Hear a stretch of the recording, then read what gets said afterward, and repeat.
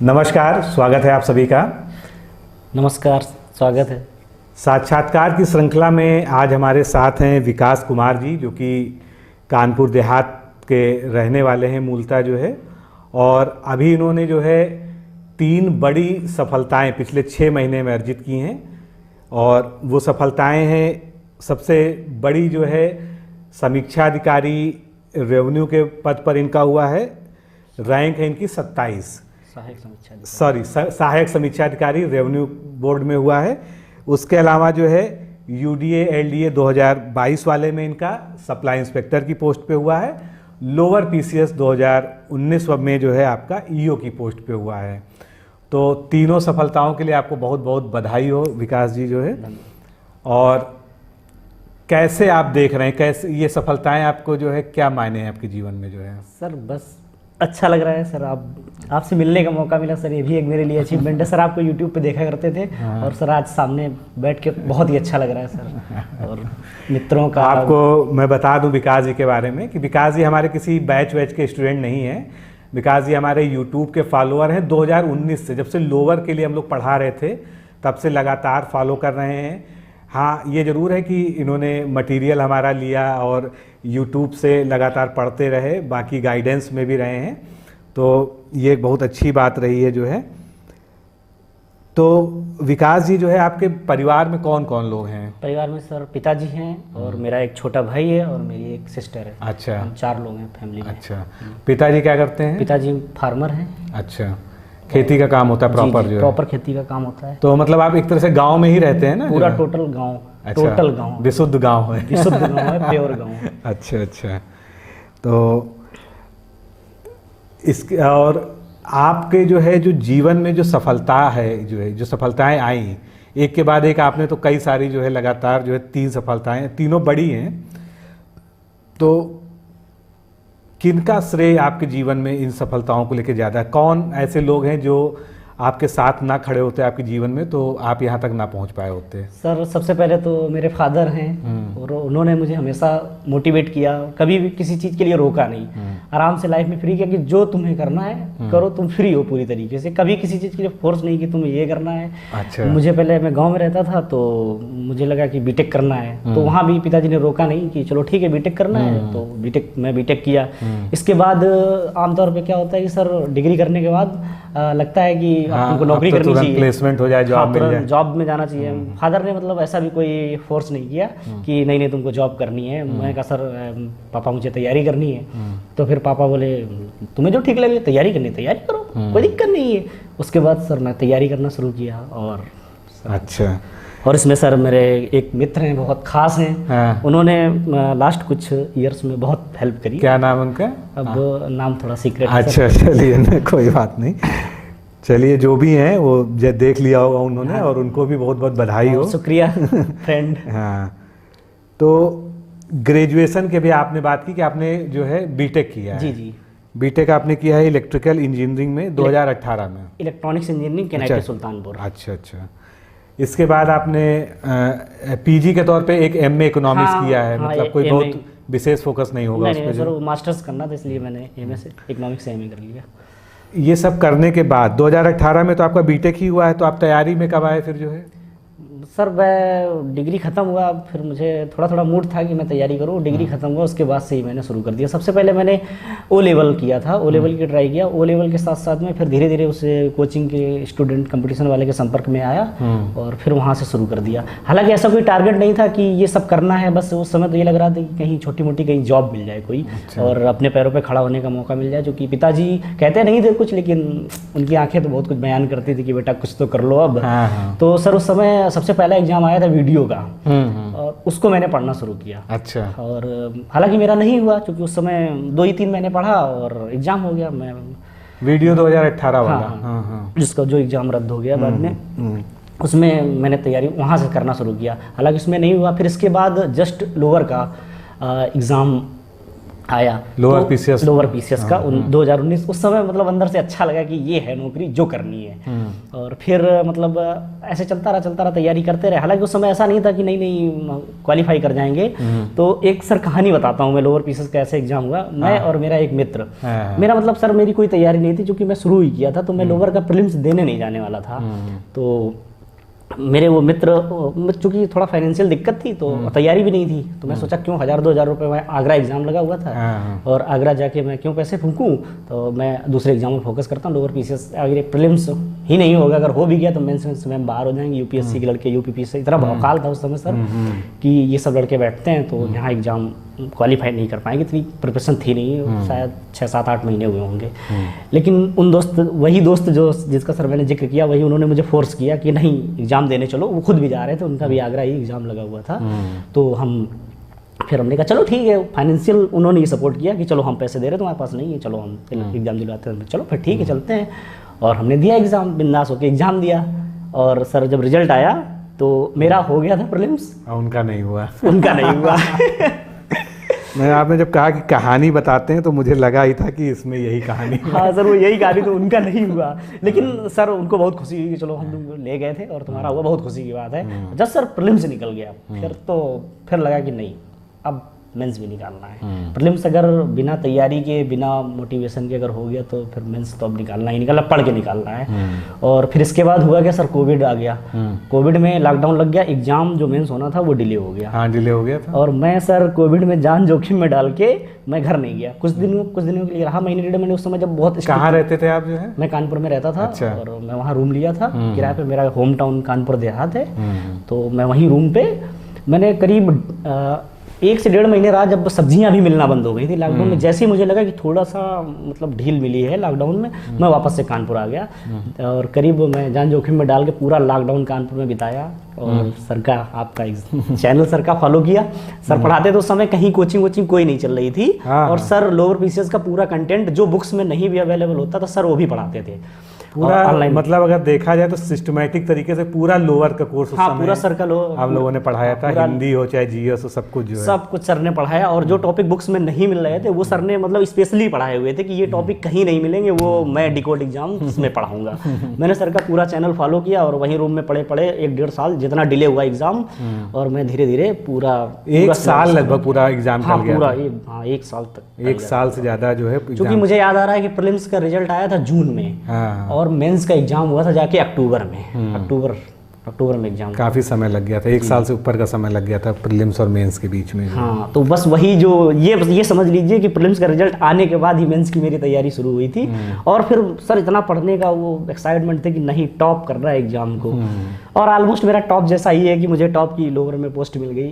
तो अब मेरा रैंक 1 भी आ जाता तब भी मैं ईओ ही रहता, और जो भी रैंक आया होगा तब भी। तो आपने डिसाइड कर लिया कि ईओ ही ज्वाइन करना है? मैं एग्जीक्यूटिव ऑफिसर ज्वाइन करूंगा, बाकी मैं एआरओ नहीं ज्वाइन करूंगा। और सप्लाई तो वो भी नहीं ज्वाइन होगी। हाँ, सप्लाई तो खैर यहाँ कंपैरिजन में भी नहीं है, तीनों के जो है आपस में जो है। बाकी जूनियर असिस्टेंट 2019 में भी सिलेक्शन हुआ है। अच्छा। और उसका भी सर डिपार्टमेंट अलॉटमेंट आना है। अच्छा। फाइनल लिस्ट में मैं वहाँ भी सिलेक्ट हूँ। अच्छा। तो मतलब 4 सफलताएं आपने एक मतलब 6 ही महीने में सारे रिजल्ट आए हैं? 3 महीने में एक्चुअली सर। 3 महीने में सारे। मुझे याद आ रहा है जूनियर असिस्टेंट का फाइनल मेरिट लिस्ट आई थी, वो अक्टूबर में आई थी। इसके बाद नवंबर में कोई रिजल्ट नहीं आया। 9 दिसंबर को रिजल्ट आया लोअर का। और 17 दिसंबर को आया सप्लाई इंस्पेक्टर का। और 20 जनवरी को आरओ का। तो अक्टूबर, नवंबर, तो 6 महीने मतलब 3 महीने में तो इस 3 तो आपके ये हो ही गए। 3 से 4 महीने में ये चारों रिजल्ट आ गए। तो चलिए, ये सब बात हम लोगों ने की जो है। आप 2019 में प्रॉपर तैयारी में आए जो है। जी। तो थोड़ा सा पढ़ाई के मतलब तौर तरीके, स्ट्रेटजी पे बात करते हैं। लोअर पीसीएस या आरओ कह लीजिए, कोई बहुत बड़ा अंतर नहीं है। जीएस के लेवल पे तो एक ही जैसा है, बाकी थोड़ा अंतर है। तो सामान्य अध्ययन की तैयारी जो है आप कैसे कर रहे थे जो? सामान्य अध्ययन तो मैं बीटेक का स्टूडेंट, अपना 0 सन्नाटा था। सामान्य अध्ययन में सर मतलब बहुत ही वीक थे हम। तो मेरी लोअर पीसीएस की तैयारी में 80% जीएस था, बाकी 20% में मैं। और मेरा हिंदी बहुत अच्छा है। मेरे हिंदी में 25 में 25 ही क्वेश्चन सही हैं। अच्छा। उसके लिए मैं अपने दुर्गेश तिवारी गुरुजी हमारे 12th में हमको हिंदी पढ़ाते थे और उन्होंने इतना ट्रेंड कर दिया सर कि हिंदी में तो कभी कोई दिक्कत होती ही नहीं है। बहुत अच्छी बात। बस कहीं से भी कोई भी बुक मिल जाए थोड़ा रिवीजन करने के लिए, बाकी हिंदी का काम हो जाता है पूरा। और मैं उनसे अभी मिला नहीं हूँ, जब मैं जैसे ही मुझे समय मिलेगा मैं उन आदरणीय गुरुजी से ज़रूर मिलूँगा। और सर जीएस के लिए मैं बिंदास, मतलब मार्केट में जो जो अच्छी बुक्स थी वो, और सर आपका जो फ्री वीडियो थे चैनल पे उनको मैंने फॉलो किया, और अदर जगह से भी मुझे जहाँ से मुझे लगा मेरे मतलब की चीज़ें मिल रही हैं मैंने वो सब किया, वहाँ से जीएस पढ़ा। नहीं, कोई पर्टिकुलर बुक बता पाएंगे या जो सब्जेक्ट हाँ, की कोई बुक इस तरह से जो है? बुक में हाँ बिल्कुल, दृष्टि की एक बुक आती है, नॉर्मल सी बुक है, दृष्टि जीएस की सामान्य अध्ययन, मैंने उसको पढ़ा। और एक लूसेंट की ऑब्जेक्टिव बुक आती है। हाँ अच्छी किताब है। हाँ मैं ऐसे पढ़ता था कि जैसे मैंने हिस्ट्री पढ़ा, हिस्ट्री का एंशिएंट वाला पार्ट पढ़ा, तो फिर मैं लूसेंट ऑब्जेक्टिव उठा के सारे क्वेश्चन एंशिएंट के मैं वहाँ से करता था अपने मन से, फिर मैं उसका आंसर चेक करता था, मेरा सही है कि गलत है, मेरा यही रहता था। और जैसे एक बार खत्म होती थी मैं वापस से फिर शुरू कर देता था। बहुत ज़्यादा बुक नहीं पढ़ी, एक नॉर्मल लूसेंट की जीएस आती है उसको भी मैंने पढ़ा, और दृष्टि की पढ़ी, ऑब्जेक्टिव पढ़ा। बाकी यूट्यूब से सब कुछ फॉलो करते बाकी यूट्यूब से सब कुछ फॉलो करते रहे। और जो सब्जेक्ट मुझे वीक लगता था मैं मतलब सेल्फ एवल्यूएशन करके जो मुझे लगता था कि अब ये चीज़ वीक है, इसके लिए थोड़ा एक्स्ट्रा एफर्ट करना है। जैसे हिस्ट्री बहुत पढ़ने के बाद भी सर लगता था कि इसमें अभी भी बहुत कुछ बाकी है, तो मैंने मार्केट से जो सब्जेक्ट स्पेसिफिक बुक आती है, जैसे एंशिएंट की आ गई, एंशिएंट के लिए शायद आर.एस. अग्रवाल है कोई, आर.एस. शर्मा, आर.एस. शर्मा, हाँ हिस्ट्री की आर.एस. शर्मा, उनकी बुक लाके मैंने पढ़ी। और मिडेवल के लिए सतीश चंद्रा हैं, और मॉडर्न के लिए विपिन चंद्रा। इन तीनों बुक को मैंने बहुत तेजी में पढ़ा, ऐसे तेजी में पढ़ा कि 1 या 1.5-2 दिन में मैंने बुक अंडरस्टैंडिंग डेवलप करने के लिए हिस्ट्री में मैंने पढ़ा। बहुत ज़्यादा डीप नहीं पढ़ा हूँ, बस ये है कि नॉर्मल मुझे बेसिक आइडिया हो जाए कि हिस्ट्री में ये भी चीज़ें रहती हैं। ये हिस्ट्री का रहा। बाकी जियोग्राफी के लिए मैंने पहले तो ज्योग्राफी थोड़ी अंडरस्टैंडिंग अच्छी है, थोड़ा ज्योग्राफी की चीज़ें समझ में आ जाती हैं, और जो टॉपिक थोड़ा गड़बड़ रहे उसके लिए यूट्यूब पे टॉपिक वाइज वीडियो मैंने, जैसे एक टॉपिक होता है बड़ा टफ होता है, जो समुद्र की करंट्स होती हैं, धाराएं, समुद्री धाराएं, महासागरी धाराएं, हाँ उस महासागरी धाराएं, उनको सर मैंने यूट्यूब पे वीडियो वगैरह देख के वहाँ से उनको मैप पे कवर किया। और मैं ज्योग्राफी के लिए स्पेशल रिकमेंड करना चाहूँगा यूट्यूब वाले जो यूट्यूब पे सर का चैनल देखते हैं, कि ज्योग्राफी जितनी मैप से पढ़ोगे, मैप पे अगर पोजीशन उसकी याद करके पढ़ोगे, ज्योग्राफी बहुत आसान सब्जेक्ट है, इतना आसान तो फिर क्या ही कहना। और पॉलिटी व्यक्तिगत तौर पे बहुत अच्छी लगती थी, तो उसको भी बहुत कायदे में पढ़ा।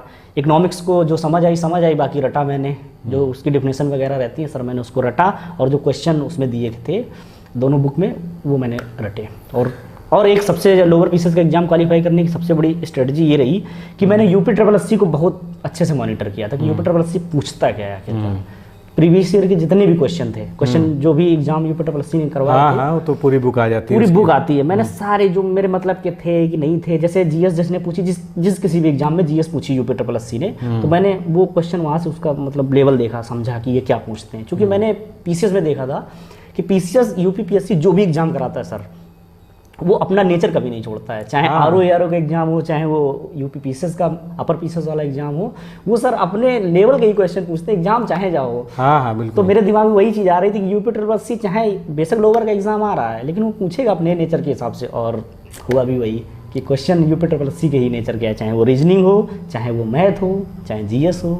और अच्छा, तो आपने जो है UPSC और लोअर और इसकी तैयारी की बात की, जो है जो समीक्षा अधिकारी का एग्जाम था जो है, जी आपने 2016 में तो शायद नहीं दिया होगा? नहीं दिया, 2021 का ही डायरेक्ट दिया, यानी ये पहला अटेम्प्ट था? पहला अटेम्प्ट था RO का। और तो 2021 वाला जब आपने दिया जो है, तो जीएस आपकी एक हद तक तैयारी थी? जी हाँ, लोअर का एग्जाम हुआ था तो जीएस तैयार था, लोअर मेंस के बाद ही हुआ था जो है। और हिंदी के लिए आपने, हिंदी तो आपकी वैसे भी ठीक ठाक है, आपने पहले ही बताया जो है, तो 6 टॉपिक तो आपको और आसान लगे होंगे? बहुत आसान लगा था, मैंने रट डाला। आपका जो सर यूट्यूब पे वीडियो आपने पढ़ाए थे हिंदी के जो, वो मैंने रटे। और मैं यूट्यूब से मतलब गूगल पे डाउनलोड करके जैसे सिनोनिम्स वगैरह हैं, एंटोनिम्स, ये सब पूरा मैंने रटने की कोशिश करी, ज़्यादा से ज़्यादा वोकैबुलरी बढ़ाई। अच्छा जी, शायद 56 मार्क्स आए थे आउट ऑफ 60। अच्छा, तो हिंदी में आपके अच्छे मार्क्स रहे जो है। बाकी हार्ड कोर बुक्स तो कोई आपने पढ़ी नहीं जो है मुझे नहीं नहीं, बहुत सामान्य तैयारी को स्ट्रेटेजी मैंने सही रखी सब में, बहुत ज़्यादा दिमाग नहीं लगाया। और ना कोई कोचिंग वगैरह कहीं ना join? कहीं कोई सारा coaching सेल्फ नहीं स्टडी करी। आपका? सारा सेल्फ स्टडी और यूट्यूब की मैंने हेल्प ली। सर का ARO के एग्जाम में बहुत सर का योगदान रहा। सर का एसे वाला जो वीडियो पढ़ा है यूट्यूब पे, जो भी एसे के वीडियो पढ़े हैं मैंने सर का पूरा वो फॉलो किया। और सबसे ज़्यादा ड्राफ्टिंग में, ड्राफ्टिंग के सर मैंने आपके पूरे नोट्स बना डाले। मैं अब क्या ही बताऊँ, मैं अचानक आ गया यहाँ पे। मैं पूरा आपने जो जो जैसे जैसे बताया है मैंने सब पूरा छाप रखा है। मैंने पहले उसका फॉर्मेट बनाया, फिर उस पर जैसे अर्थशास्त्रीय पत्र लिखना है तो मैंने पहले उसका फॉर्मेट बनाया, इसके बाद उस पर एक लेटर लिखा है, फिर इसके बाद शासकीय पत्र का उसका फॉर्मेट बनाया, उसका लेटर लिखा, फिर चाहे सर्कुलर हो उसका फॉर्मेट बनाया, उसका लेटर लिखा। अच्छा तरीका है, सही तरीका भी यही है। बस मैंने सर आपको तो उसके लिए तो मैं पूरा, और ऐसे के लिए भी पूरा आपको फॉलो किया। जो जो आपने टॉपिक बताए थे, मैं दृष्टि की निबंध की बुक लाया था यूपीएससी वाले, वो विकास विकृति सर की। सर ने जो जो टॉपिक बताए थे कि ये टॉपिक के निबंध पढ़ना, मैंने उनको मार्क कर 15 ही बताए थे। 15 ही बताया सर, वही मैंने मार्क किया। मेरी अगर मैं बुक लाता तो मुझे वही 15 टॉपिक वहीं पे मार्क कर रखे, मैंने उन्हीं को रटा। मैंने कम से कम 4 से 5 बार वो ऐसे पढ़े होंगे। और फिर बस सर ARO के लिए तो सर आपका मतलब 90% योगदान है। मैं बहुत ज़्यादा ARO के लिए मेहनत नहीं किया हूँ, प्रीलिम्स निकाल लिया था। आपका जो है आप एक धारा में आ गए थे ना, आपने लगातार 3-4 एग्जाम दिए तो तैयारी का एक लेवल मेंटेन था, उसमें आप जो है ARO आपका जो है उससे निकल गया। और बहुत सारे मुझे तो सर याद भी नहीं है, मुझे लगता है 20 से 25 एग्जाम में प्रीलिम्स और मेंस लगा के मैं क्लियर किया हूँगा। यूपी PCL में मैं उसका एग्ज़ाम भी क्वालिफाई किया था, उसकी टाइपिंग भी क्वालिफाई किया था, और फाइनल मेरिट में मुझे बाहर कर दिया गया। यूपी PCL ARO का एग्ज़ाम अभी 2021 लास्ट की बात है शायद वो। तो अब जो है आपने 3 सफलताएं भी हाल ही में देखी, चौथी आपकी JA थी। तो अब आप यहाँ पर जो है ठहर रहे हैं या अभी आगे और जाना है कहीं? नहीं सर, पढ़ना अच्छा लगता है, पढ़ने से नॉलेज होता है, नॉलेज से कॉन्फिडेंस आता है, जो ज़िंदगी में बहुत जरूरी है। पढ़ना अलग बात है, तैयारी करना। तैयारी करेंगे सर, एक बार अटेम्प्ट देंगे यूपी PCS का कायदे में। हाँ। मैं समय निकाल के, वो शायद इसी साल है, मैं यहाँ से जाने के बाद में मैं स्टडी करूँगा, तैयारी करूँगा। और खुशी की बात ये भी है कि शायद ऑप्शनल हट रहा है, सबसे बड़ी सरदर्दी। नहीं हट गया ऑप्शनल। हाँ ऑप्शनल हट भी गया है, वो कैबिनेट का डिसीजन पेपर में छप चुका है, तो अब उसको बिल्कुल कंफर्म मान लीजिए कि ऑप्शनल हट गया है। तो निश्चित रूप से जो लोग नए तैयारी में जा रहे हैं उनके लिए तो एक अच्छी बात है कि एक बहुत बड़ा जो है पोर्शन उनके एग्जाम से कम हुआ। एक समय वो भी था जब 2 ऑप्शनल हुआ करते थे, तब बहुत बोझिल हुआ करती थी तैयारी जो है। अब सर एक चीज़ और हुई ना, ऑप्शनल हट जाने से UPSC वाले जो लड़के थे ना वो बाहर हो जाएंगे, क्योंकि UPSC ने टीप रखा था पूरा UPSC का सिलेबस। तो UPSC की जो तैयारी करते थे दिल्ली में लड़के, हैदराबाद में, पटना में, वो भी UP PCS का एग्जाम देते थे, और उनसे फाइट कर पाना। नहीं, और जैसा कि बताया जा रहा है कि यूपी के 2 पेपर जुड़ जाएंगे GS में, स्पेशल के GS 5 और 6 करके।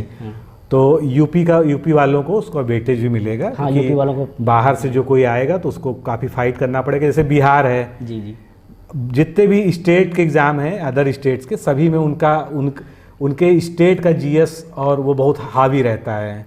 यहाँ वाला जाता है BPSC, तो BPSC के पेपर में जब देखता है कि 25% क्वेश्चन केवल बिहार के हैं, जी तो कहीं ना कहीं जो है उसको दिक्कत होती है। तो अब आप जो है इसको EO को ही ज्वाइन करने जा रहे हैं और PCS की तैयारी करेंगे? PCS की तैयारी करेंगे और EO ज्वाइन करेंगे। EO की ज्वाइनिंग जल्दी आने वाली है, अभी बात हुई थी नहीं 10 साल में, बोल रहे हैं मार्च तक। अच्छा। तो कुछ ऐसी टिप्स जो है, मतलब जो आपने अपनी तैयारी के अनुभव से सीखा हो, 2, 4, 5 जिसको सार तत्व कह सकते हैं आपको पूरे अनुभव का अब तक के, वो आप अपने साथियों से कहिए, बताइए। उसके बाद हम लोग जो है, पहला, जिस एग्जाम की तैयारी करनी है उसका सिलेबस दीवार पे होना चाहिए पूरा, अक्षर सा एक एक शब्द उठा के तैयारी कर लीजिए। पूरा एक एक टॉपिक जो जो उसमें लिखा हुआ है सिलेबस में उसको पूरा पढ़ डालिए। दूसरा पॉइंट है, बहुत ज़्यादा किताबें पढ़ने की कोशिश ना करिए। मैं सुनता हूँ वो तुम बोले स्पेक्ट्रम पढ़ लो मॉडर्न के लिए, कोई कहता है विपिन चंद्र पढ़ लो, कोई तनाव लेने की जरूरत नहीं है। स्पेक्ट्रम पढ़ रहे हो बिंदास पढ़ो, सिर्फ स्पेक्ट्रम ही पढ़ो, विपिन चंद्रा पढ़ने की जरूरत नहीं। अगर विपिन चंद्रा पढ़ लियो तो विपिन चंद्रा ही पढ़ो, स्पेक्ट्रम पढ़ने की कोई जरूरत नहीं है। अक्सर ये मार्केट में भ्रांतियां रहती है, ये किताब नहीं पढ़ो तुम्हारा कैसे हो पाएगा, कोई तनाव लेने की बहुत सारे सोर्सेज की जरूरत नहीं है। बहुत एक IAS थे, उन्होंने बोला था कि 10 किताबें किसी सब्जेक्ट की पढ़ने की जरूरत नहीं है, एक ही किताब को 10 बार पढ़ लीजिए, सिलेक्शन हो जाएगा। और हाँ, दूसरा, जिस कमीशन का आप तैयारी कर रहे हैं, अगर आप रेलवे के एग्जाम की तैयारी कर रहे हैं तो देखिए रेलवे कैसे एग्जाम पूछता है, रेलवे कौन कौन से लेटेस्ट में एग्जाम कराया है साल 2 साल में जैसे, तो वो उसको तुम अच्छे से मॉनिटर करिए कि क्या क्या इस लेवल के क्वेश्चन आ रहे हैं। जो अभी मैं बताऊं, मैंने एनटीपीसी का भी एग्ज़ाम दिया था, तो उससे पहले शायद एनटीपीसी का एग्जाम हुआ था, बाद में ग्रुप डी का एग्जाम हुआ था। दोनों का मतलब क्वेश्चन का लेवल एक जैसा आ रहा था, नहीं फर्क पड़ रहा था कि ये ग्रेजुएशन लेवल का एग्जाम हो रहा है, एनटीपीसी का, ये ग्रुप डी का एग्जाम हो रहा है। क्योंकि वो रेलवे ही करा रहा था, तो वो एग्जाम एक जैसे ही होने थे। क्योंकि कंपनियां शायद टीसीएस करा रही थी, तो एक ही जैसे क्वेश्चन। कुल मिला के जो आप कहना चाह रहे हैं कि ट्रेंड एनालिसिस होनी चाहिए प्रीवियस ईयर क्वेश्चंस की जो है। बस। और आयोग पे, कमीशन पे, बोर्ड पे या यूपीट्रिपलएससी की अगर तैयारी कर रहे हैं तो यूपीट्रिपलएससी को देखो कैसे क्वेश्चन बना रहा है। ये मत देखो कि तुम युवा विकास दल अधिकारी का एग्जाम दे रहे हो या लेखपाली का एग्जाम दे रहे हो तो लोअर का नहीं देखना है ना। पूरा आयोग का स्टडी करो। आयोग चाहे जिसके क्वेश्चन, एनएम का भी अगर वो करा रहा है, अगर तुमसे रिलेटेड वहाँ लग रहा है कि एनएम में ये पोर्शन है जो दोनों में कॉमन है, तो एनएम में भी जो क्वेश्चन पूछेंगे वो भी देख लो एक बार। नहीं, बिल्कुल देखने चाहिए। और बिल्कुल देख लो। रीजनिंग में तो सब वही रीजनिंग आती है उनकी आराम से, सब में एक जैसी रहती है। अगर आप यूपी पीसीएस का कर रहे हैं, यूपी पीसीएस का मुझे लगता है कि जो अपर पीसीएस का प्रीलिम्स था उससे कहीं ज़्यादा आरओ का प्रीलिम्स कठिन था। तो वो ऐसा नहीं है कि आरओ का प्रीलिम्स है तो वो हल्का पेपर आएगा, नहीं, वो वैसा ही पेपर रहता है। वो उनका एक लेवल सेट है, हर कमीशन का एक लेवल रहता है, वो उसी पे। कभी कभी तो देखने में ऐसा लगता है कि आरओ का जो जीएस आता है वो पीसीएस से ज़्यादा कठिन होता है। वही मैं कह रहा हूँ ना, वो टफ आता है। और चूंकि बस वो मार्क्स इसलिए कट ऑफ ज़्यादा हो जाती है क्योंकि उसमें हिंदी का वेटेज होता है, तो हिंदी में लड़के अच्छे मार्क्स ले आते हैं, 50, 55, 56, 57, 58 ऐसे मार्क्स आ जाते हैं वहाँ, तो फिर वो मेरिट 130 तक चली जाती है। वरना अगर जीएस रहे ना तो 90 से नीचे आ जाए मेरिट आरओ की, ये हाल हो जाए। चलिए विकास जी, आपने बहुत अच्छे सजेशन भी दिए और आपको लोगों ने सुना तो काफ़ी कुछ सीखने को भी मिला होगा कि किस तरह से आपने तैयारी की।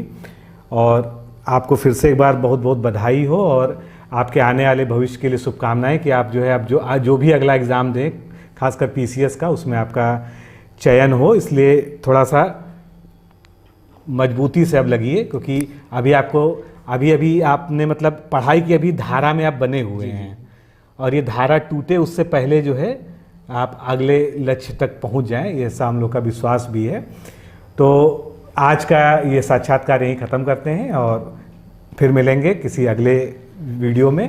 तो अभी के लिए इतना ही। नमस्कार, धन्यवाद। सर को स्पेशल धन्यवाद है कि सर ने, मैं ऐसे रैंडम आ गया सर के ऑफिस में और सर ने कहा कि चलो तुम्हारा भी इंटरव्यू करते हैं, तो मैं स्पेशल धन्यवाद देना चाहता हूँ कि सर ने मुझे अपने प्लेटफॉर्म पर मौका दिया। और थैंक यू सर। ठीक विकास जी।